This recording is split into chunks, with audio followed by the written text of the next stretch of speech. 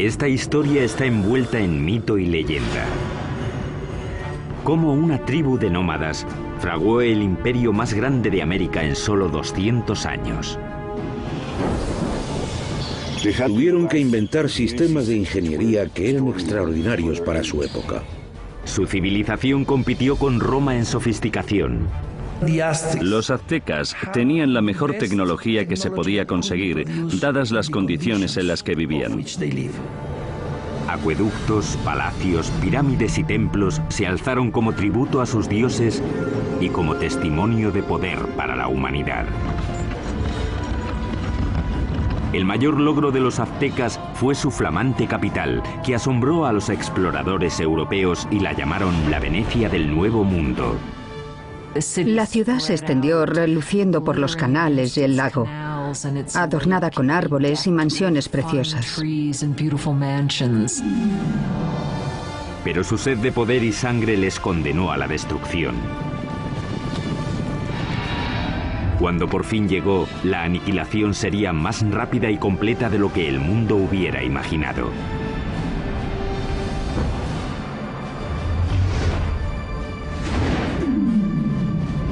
La construcción de un imperio, los aztecas.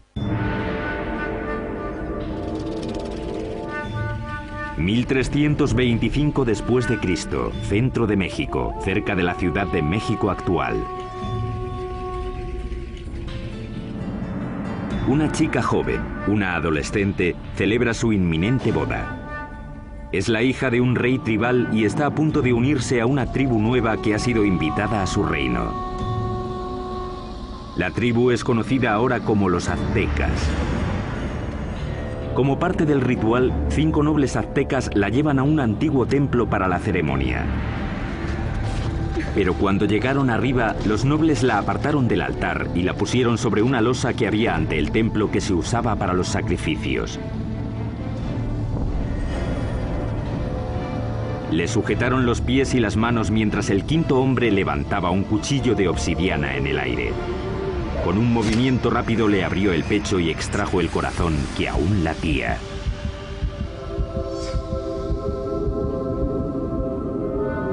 Esa tarde invitaron al rey a una ceremonia para celebrar el matrimonio. Sin embargo, encontró a un sacerdote danzando, vestido con la piel aún brillante de su hija. Como parte del ritual, los aztecas la habían desollado en honor al dios de la fertilidad. Vio aquello y se quedó totalmente horrorizado, porque era su hija. Sus guardias y él persiguieron enseguida a los aztecas hasta el lago y luego hasta la isla donde se habían refugiado. La isla pantanosa no era un lugar acogedor. Y aún así, desde allí los aztecas superarían todas sus expectativas y forjarían el imperio más poderoso de las Américas.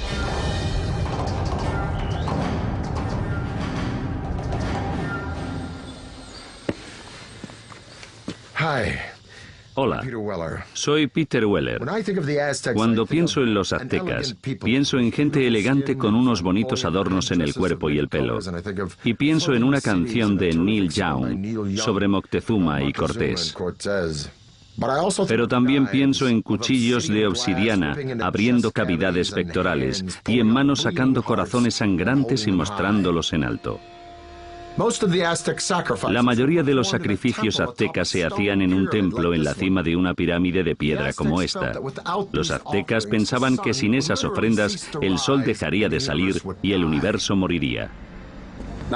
La historia azteca es una mezcla de hecho y mito, aunque sí sabemos que ese asesinato, con lo horrible que fue, no solo marcó el comienzo del imperio azteca, sino que literalmente marcó el lugar donde empezaría a surgir. La isla a la que los aztecas fueron desterrados tras el desastroso sacrificio de la princesa estaba en el lago Texcoco, el más grande de 5 lagos interconectados que cubren un valle de 65 por 112 kilómetros. Hoy en día este valle enorme y abierto rebosa lo que es la Ciudad de México moderna, una de las ciudades más grandes del mundo. Pero hace 700 años la isla estaba tan empantanada que nadie la había reclamado. Pero mientras miraban el lago, el líder azteca Tenoch anunció a sus seguidores que había visto un águila posada en un cactus en mitad del lago, una señal de los dioses de que habían encontrado su hogar. Llamarían a su ciudad Tenochtitlán. La vida fue dura para los aztecas los primeros años de Tenochtitlán, pero tenían una visión. La visión de una ciudad poderosa modelada en una ciudad antigua y legendaria a solo 40 kilómetros de allí. Llamaron a esta ciudad Teotihuacán o Ciudad de los Dioses. Teotihuacán fue una de las ciudades más impresionantes de la Mesoamérica precolombina. Era misteriosa. Sabemos poco de ella porque no hay escritos que corroboren lo que ocurría en esa gran ciudad. Ya estaba en ruinas hasta en la época azteca, pero creían que era el hogar de los dioses y el sitio donde nacía literalmente el mismísimo sol. El lugar que los aztecas más veneraban de Teotihuacán era una pirámide que se alzaba por encima de los árboles. Se llamaba la Pirámide del Sol.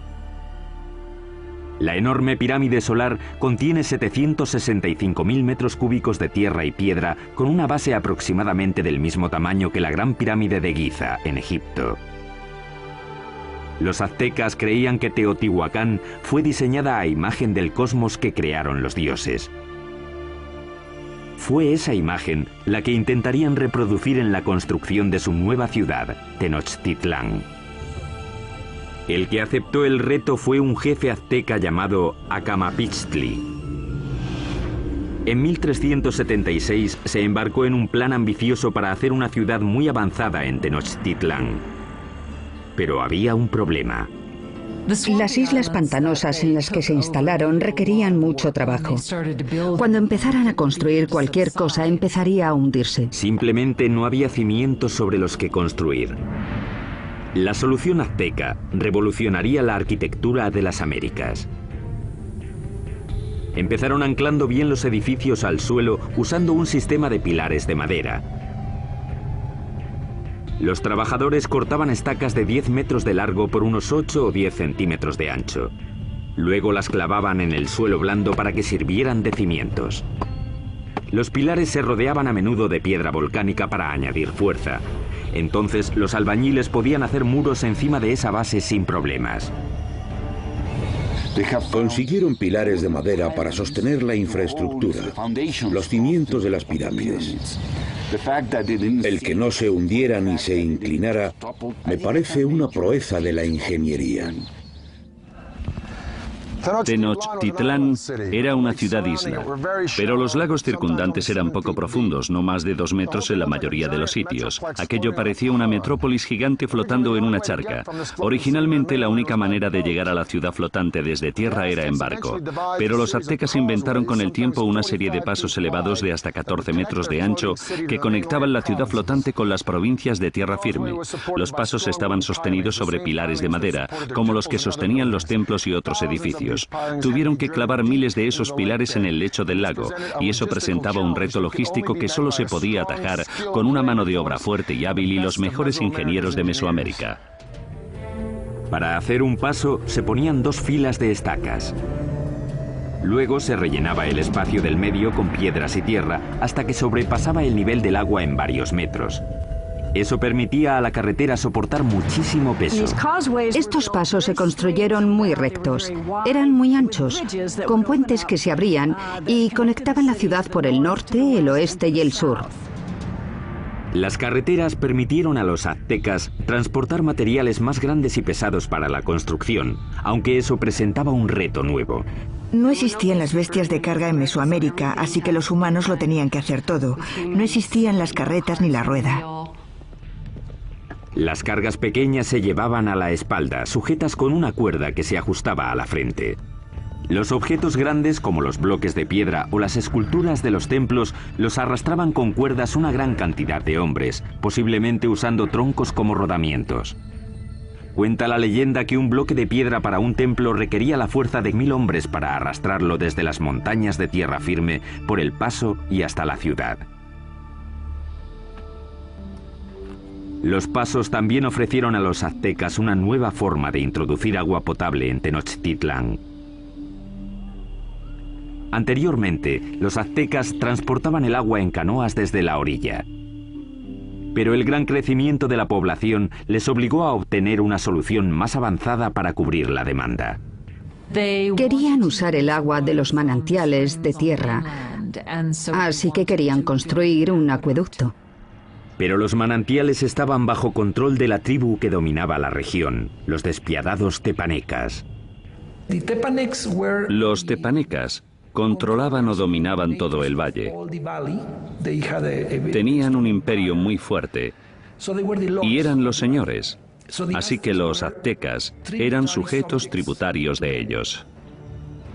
Mientras crecía la población azteca, la tensión con los tepanecas empezó a surgir. Los aztecas decidieron dar un ultimátum que podría cambiar el equilibrio de poder en la región. La gente de Tenochtitlán no solo exigían a los tepanecas que les dieran el agua, sino que exigían que ayudaran a construir el acueducto. La respuesta de los tepanecas fue rápida y brutal. El rey tepaneca Maxtla envió asesinos que mataron al jefe azteca a sangre fría. Fue la gota final. Tras décadas de dominación, los aztecas se movilizaron y se levantaron contra sus caciques despiadados. E iniciaron una serie de ambiciosos proyectos de construcción alrededor de la ciudad-isla que les valdría la reputación de mejores ingenieros de las Américas.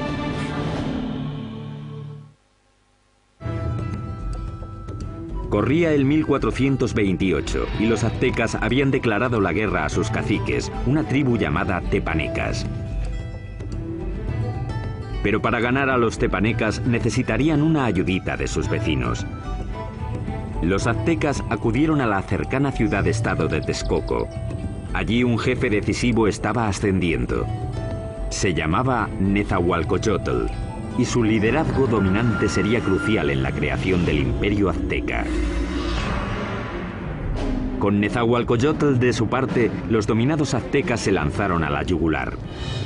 Lanzaron un ataque total contra la capital tepaneca. Tras un sitio de más de 100 días, rompieron las defensas tepanecas y masacraron a sus opresores. Después de capturar al rey tepaneca Maxtla, el propio rey Nezahualcóyotl le arrancó el corazón y echó su sangre a las aguas del lago Texcoco. De repente las tornas habían cambiado. Ese es el preciso momento del comienzo del imperio y los aztecas se convirtieron en líderes del Valle de México. Tras conquistar el Valle de México, los aztecas pudieron centrar su atención en llevar agua potable a su ciudad creciente. Notablemente, los aztecas diseñaron y construyeron por su parte algo que solo unos pocos imperios dominarían: el acueducto. El acueducto tenía 2 canales, cada uno de 1,20 m de alto por 1 de ancho. Uno se mantenía limpio mientras el otro servía para que no se interrumpiera nunca el flujo de agua. El acueducto de 2 tubos recorría 5 kilómetros desde tierra firme hasta el centro de la ciudad-isla.